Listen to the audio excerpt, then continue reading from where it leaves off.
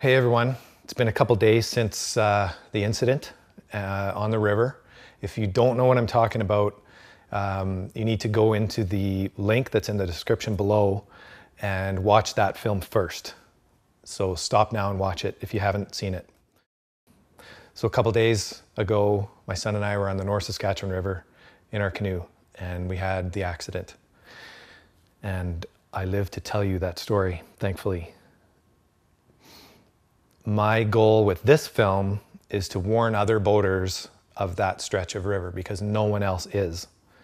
There's no signage, there's nothing to tell you of the dangers of that part of the river.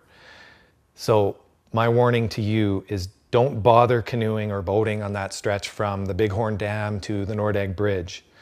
There is a log jam that has been there for years and it does not move, it hasn't moved. And you don't know it's there till the last second. The other thing you may have observed in that film was there's been more than one incident at that same location. There was three rescues last year at that same spot. So there is a problem in that corner.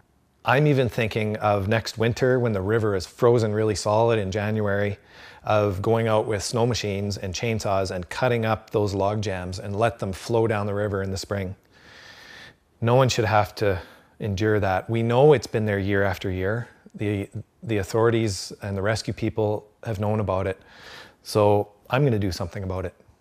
The other point I want to make is wear your life jacket. In this province, the law is just have it in the boat. It doesn't have to be on you. I don't agree with that. Wear it.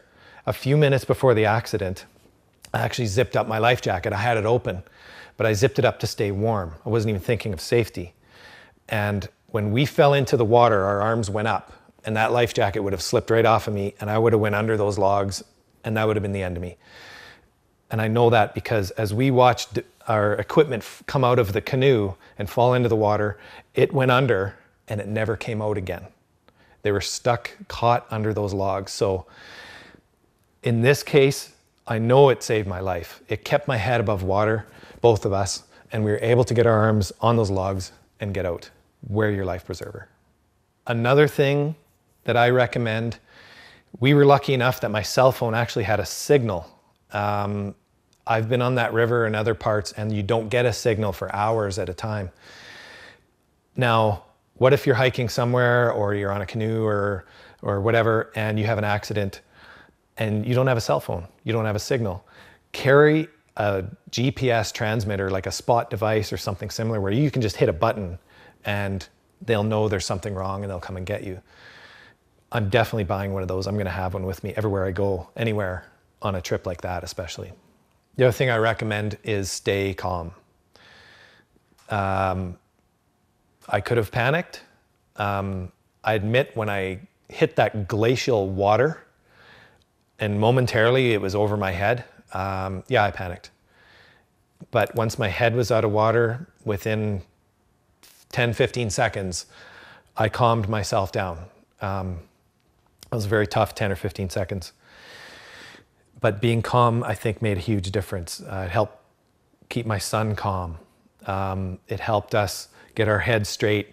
And honestly, within a minute of getting out of the water and realizing that we were okay, we're going to survive, we immediately started grabbing equipment that was floating to the surface. And that was so important because in there was a backpack that we grabbed that had the hand sanitizer in it that allowed us to light a fire with wet driftwood and a crappy lighter that barely worked. So you never know what items you can grab that can help you. It may seem completely insignificant at the time, but 5 minutes or 5 hours later, you might go, oh wow, look at this. You know, this is going to help us. Here's another tip. I was wearing a pair of cargo shorts that had lots of pockets in it. And in there I had a lighter. I had a survival knife with a flint and steel. It also had a whistle. My wallet was in my back pocket, which was buttoned up. I didn't lose any of that stuff. There was even 3 coins in my other pocket that never fell out. My cell phone was Velcroed into my life vest, okay? Didn't lose my phone. Having a waterproof cell phone really made a difference. I pulled that phone out within a minute of the accident. It was soaking wet and it worked like nothing happened. I'm so thankful for that. Now let's just say that you didn't have a cell phone or you didn't have a spot device. Then what? We were almost in that situation. What you need to do is tell someone in your family back home, or a friend or a couple friends, that if you don't hear from me in a day or 12 hours or 36 hours or whatever, you make that plan, that if you don't hear from me in that time, make that call because something went wrong. My wife and I have this thing where 2 days on that river, make the call. There is enough signal sometimes to send a text, and I've done that in years past, but my very first trip, I had no signal for a day and a half, and that got everybody a little worried. It's important to make that plan and that they stick to it. It could save your life. One of the most important things if you're stranded or in a situation like we were in is get a fire going. And what I would do differently next time is warm up my lighter in my hand for like 10 minutes. That's why those lighters didn't work for us. Butane when it's cold, and that was glacial water. We were very cold. Butane does not want to light. It's very difficult to light a Bic lighter or any lighter for that matter.